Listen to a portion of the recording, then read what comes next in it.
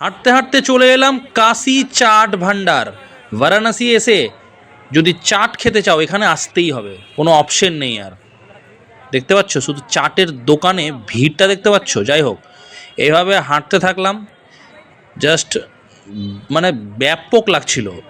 অনেক দিন পর এরকম কোনো তীর্থস্থানে এসে এই ভিড়ের মধ্যে হেঁটে যাওয়া আলাদাই একটা ভাইবস, আলাদাই একটা ভাইব্রেশন কাজ করছিল।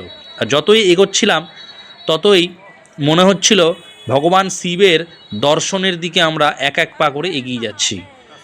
Kashi Biswanath temple, the famous Kashi Biswanath temple and the Ganga ঘাট।